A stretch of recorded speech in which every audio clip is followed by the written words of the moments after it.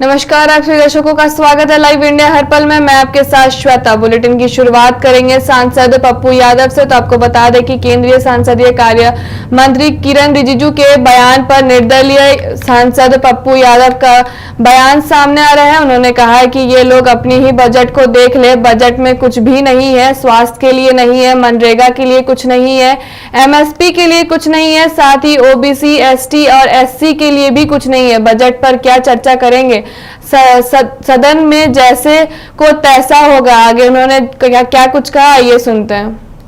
किसान पर मतलब कुछ है ही नहीं। बजट में क्या है, 3% पर किसान के की इकोनॉमी आप ला दिए हैं। हाँ 5 था, तो बजट पर क्या है, हेल्थ के लिए कुछ है ही नहीं। जब हेल्थ के लिए नहीं है, जब मनरेगा के लिए नहीं है, जब एजुकेशन के लिए नहीं है, ओबीसी, एसटी, एससी के लिए कुछ नहीं है, तो बजट पर क्या चर्चा करेंगे। तो यही ना, बजट पर जो आप नहीं करेंगे तो आपकी आलोचना होगी। मैंडेट मिलने का स्वस्थ आलोचना तो होनी ही चाहिए और सुनने की भी आदत रखनी चाहिए। जब आप 50 साल पुरानी बात करते हैं और आप गाली गलौज करते हैं और मजे में आप सदन में आप विपक्ष को आप बिल्कुल मजाक बनाते हैं, तो आप क्यों डरते हैं। आप रोपिएगा बबूल, खाइएगा खजूर, शीशे के घर में रह के पत्थर फेंकिएगा। हमाम में तो सब नंगे हैं ना हो। हर डाल पर उल्लू बैठा, अंजामे गुलिस्ता क्या होगा। तो इस सदन में टिट फॉर टैट जैसे को तैसा आप इस सदन को अगले वाला सदन आप समझ लिए हैं। आप नहीं समझिए ना, इसको आप मान के चलिए। मजबूत, परिपक्व, शालीन, संघर्षशील विपक्ष के लिए देश ने मैंडेट दिया है। आपको मैंडेट नहीं दिया, आपने जबरदस्ती मैंडेट लिया है। वहीं केंद्रीय बजट 2024 पर बिहार के पूर्व मुख्यमंत्री और आरजेडी अध्यक्ष लालू प्रसाद यादव ने कहा, यह निराशाजनक था। बिहार को विशेष दर्जा न मिलने पर मुख्यमंत्री नीतीश कुमार को आत्मसमर्पण करना चाहिए। निराशाजनक रहा और ये योजना बचाने के लिए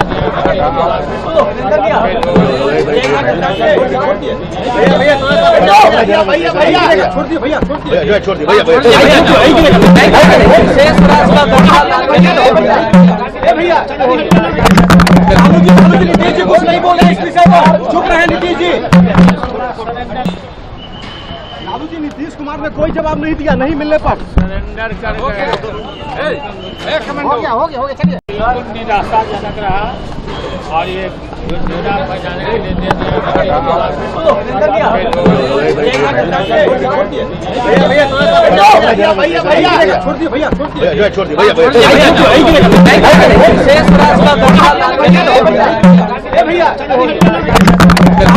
नीतीश जी कुछ नहीं बोल रहे, इस विषय पर चुप रहे नीतीश जी। लालू जी, नीतीश कुमार ने कोई जवाब नहीं दिया, नहीं मिलने पर सरेंडर कर गए। हो गया चलिए। निराशाजनक रहा और ये योजना बचाने के लिए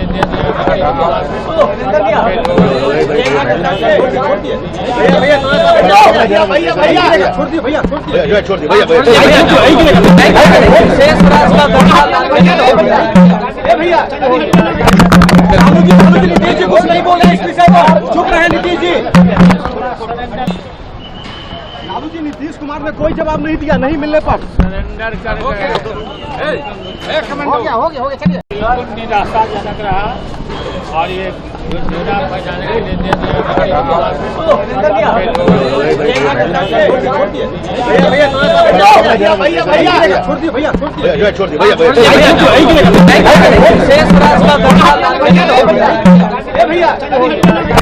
लालू जी, नीतीश जी कुछ नहीं बोल रहे, इस विषय पर चुप रहे नीतीश जी। लालू जी, नीतीश कुमार ने कोई जवाब नहीं दिया, नहीं मिलने पर सरेंडर कर गए। हो गया चलिए। वहीं मराठा आरक्षण पर शिवसेना नेता प्रियंका चतुर्वेदी ने कहा, ये लोग सिर्फ बरगलाने का काम कर रहे हैं, ये सिर्फ विवाद खड़ा करने का काम कर रहे हैं, इसको सिर्फ सत्ता में रहने का मोह है, पैसे का मोह है। मराठा बनाम ओबीसी करने का कृत्य किया है उन्होंने किया है, साथ ही मराठा आरक्षण की मांग को भ्रमित करने का काम भी इन्होंने किया है। ये लोग सिर्फ बरगलाने का काम कर रहे हैं, ये सिर्फ विवाद खड़ा करने का काम कर रहे हैं, इनको सिर्फ सत्ता में रहने का मोह है, पैसों का मोह है और किसी भी तरीके से महाराष्ट्र को कितना लूट लो वो ये पूरा सरकार काम कर रही है।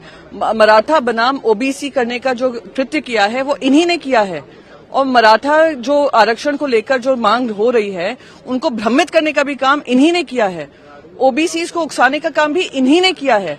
तो ये जो कर रहे हैं शर्मनाक है और मैं फिर से कहूंगी ये लोग कुछ भी स्टेटमेंट देते रहें, अक्टूबर पे इनकी पूरी पिक्चर रिलीज होने वाली है और ये लोग ऐसे फ्लॉप स्टार्स बनने वाले हैं कि देश का इतिहास इनका नाम लिखेगा। वहीं महाराष्ट्र के पूर्व गृह मंत्री और एनसीपी एससीपी नेता अनिल देशमुख ने कहा, कल मैंने देवेंद्र फडणवीस के ऊपर आरोप लगाया था कि 3 साल पहले देवेंद्र फडणवीस ने मुझ पर केंद्र शासन के जरिए दबाव डाला था और मुझसे उस समय उद्धव ठाकरे और आदित्य ठाकरे अजित पवार के खिलाफ झूठा आरोप लगाने के लिए कहा था। आगे उन्होंने क्या कुछ कहा, ये सुनते हैं। कल मैंने जो देवेंद्र फडणवीस इनके ऊपर जो आरोप किया था कि देवेंद्र फडणवीस ने 3 साल पहले मेरे ऊपर दबाव लाया था केंद्र शासन के जरिए मेरे ऊपर दबाव लाके देवेंद्र फडणवीस ने मुझे उस वक्त उद्धव जी ठाकरे के खिलाफ में एफिडेविट करने के लिए बोला था, आदित्य ठाकरे के खिलाफ में झूठा एफिडेविट करने के लिए बोला था, अजित पवार के खिलाफ झूठा एफिडेविट करने के लिए बोला था। उसका कल मैंने बयान कल सब माध्यम को दिया है और जो मैंने देवेंद्र फडणवीस के ऊपर आरोप लगाया था कि उन्होंने मुझे झूठे आरोप में फंसाया और हमारे सब नेता के ऊपर आरोप करने के लिए मुझके ऊपर दबाव डाला था, एफिडेविट करने के लिए बोला था, उसका सभी वीडियो रिकॉर्डिंग मेरे पास में है। ये पेन ड्राइव है, कोई मुझे चैलेंज करेगा तो मैं ये पेन ड्राइव के जरिए मैं पूरा उसका खुलासा करूंगा। उसी प्रकार कल देवेंद्र फडणवीस ने प्रेस कॉन्फ्रेंस में बताया कि उनके पास मेरे बारे में कुछ वीडियो क्लिपिंग्स है। वो वीडियो क्लिपिंग में मैंने कुछ शरद पवार साहब के बारे में बोला है, कुछ उद्धव ठाकरे के बारे में बोला है। मेरा जाहिर आह्वान देवेंद्र फडणवीस को है कि उनके पास जो वीडियो क्लिपिंग्स है मेरे बारे में उसको उन्होंने जाहिर करना चाहिए, लोगों के सामने लाना चाहिए, मेरा उनको आह्वान है।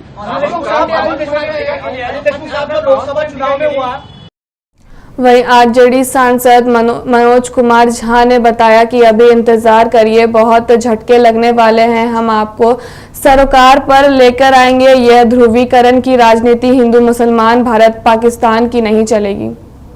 मैंडेट है 240 के लाले पड़े हैं, मैंडेट है, कमाल के लोग हैं।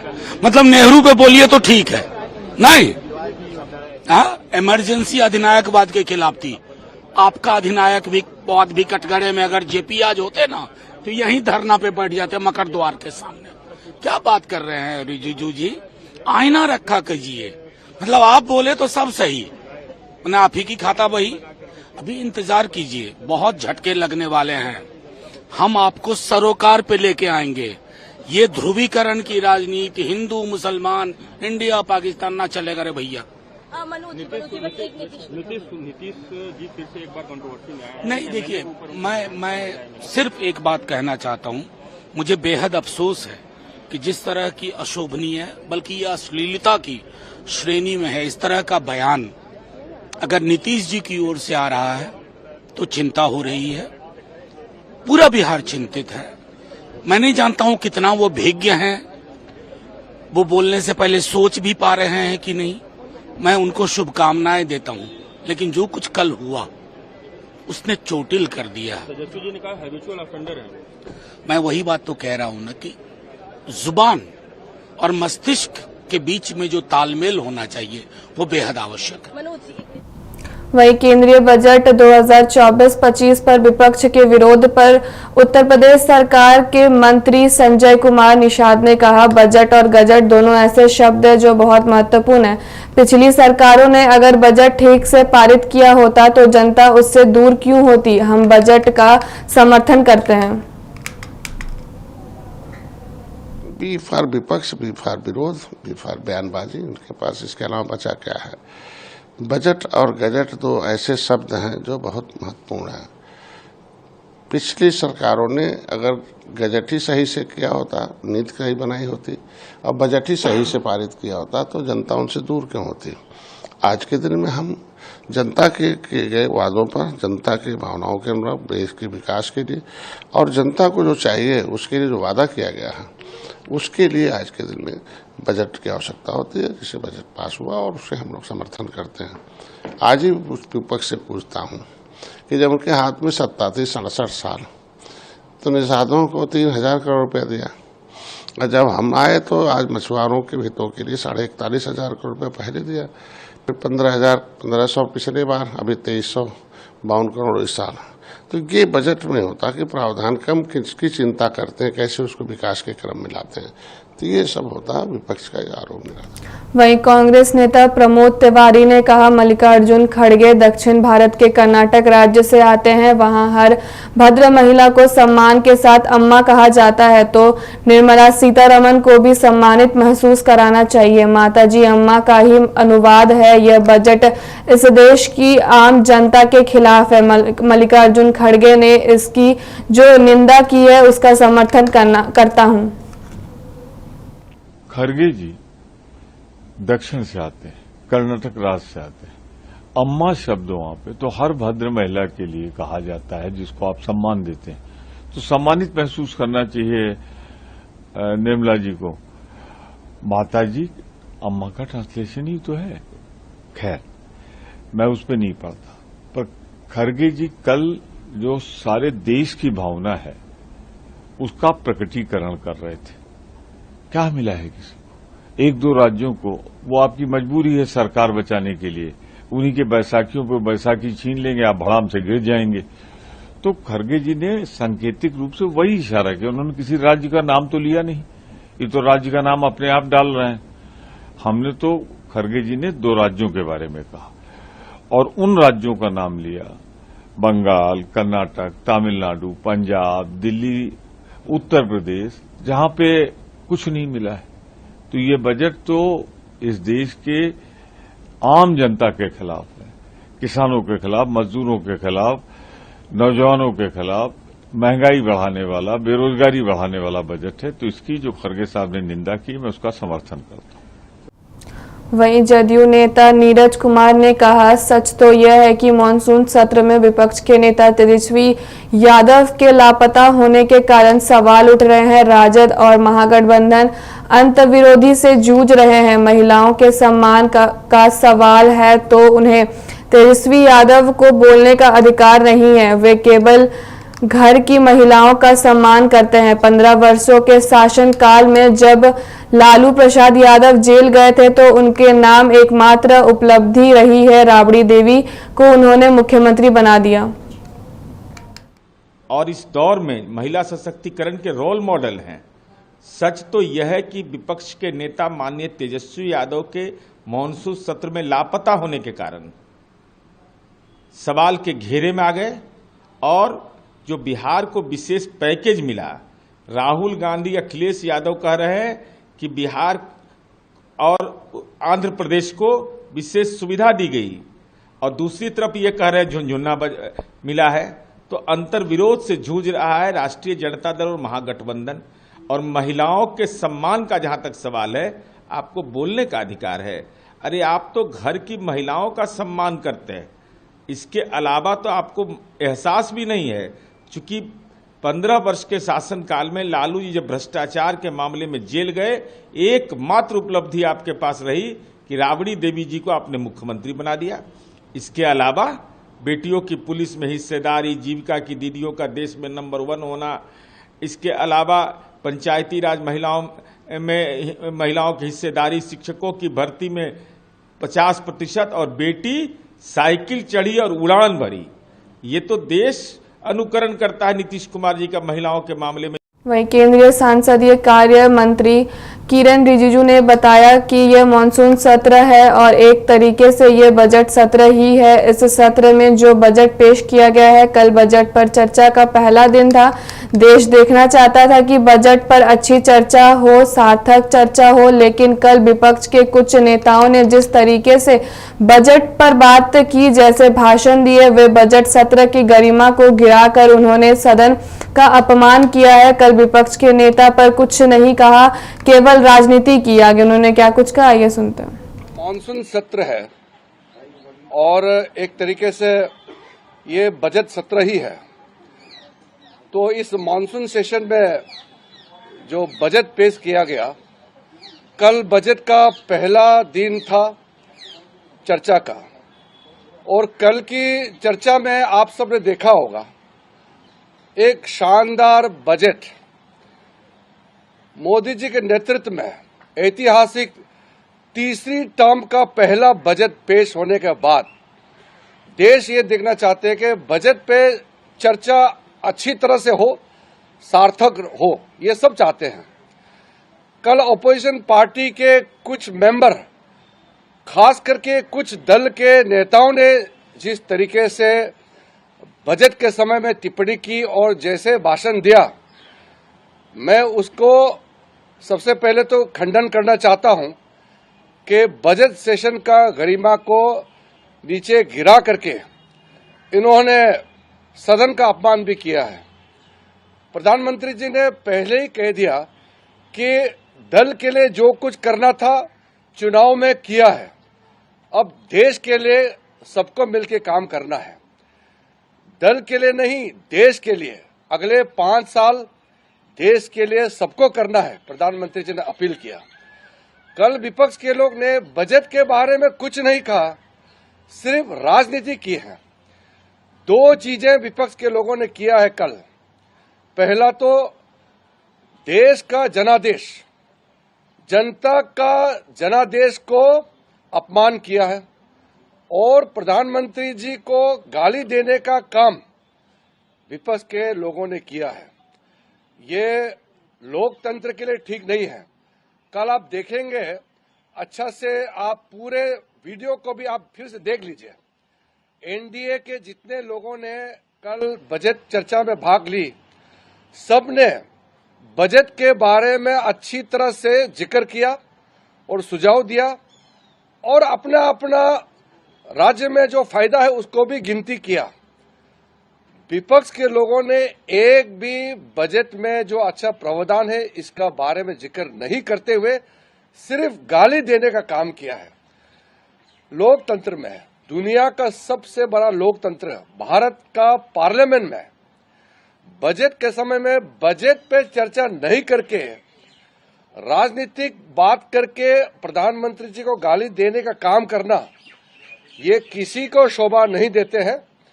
मैं पार्लियामेंट्री अफेयर्स मिनिस्टर होने के नाते फिर से अपील करता हूं कि बजट सेशन में बजट पे चर्चा होना चाहिए।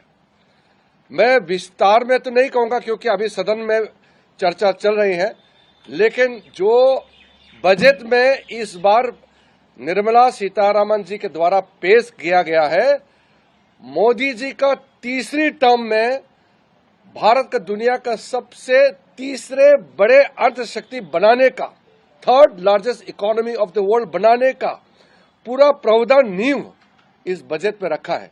इसमें क्यों चर्चा नहीं होते हैं? बजट में 11,11,111 करोड़ कैपिटल इंफ्रास्ट्रक्चर के लिए, capital expenditure, world class infrastructure बनाने के लिए जो बजट आवंटन किया गया उसके बारे में विपक्ष के लोग क्यों चर्चा नहीं करते हैं? किसानों के लिए जो देश ने भूल गए थे, ऐसे छोटे छोटे ट्राइबल्स लोगों के लिए जो प्रावधान रखा है मोदी जी ने, उसके बारे में चर्चा क्यों नहीं करते हैं? दूर दराज नॉर्थ ईस्ट से लेकर के कोस्टल एरिया से जो फिशरमैन, फार्मर, यूथ का जॉब एम्प्लॉयमेंट क्रिएशन के लिए, महिलाओं के लिए, किसानों के लिए जो प्रावधान है इसको चर्चा क्यों नहीं करते हैं? सिर्फ गाली देने का काम क्यों करते हैं?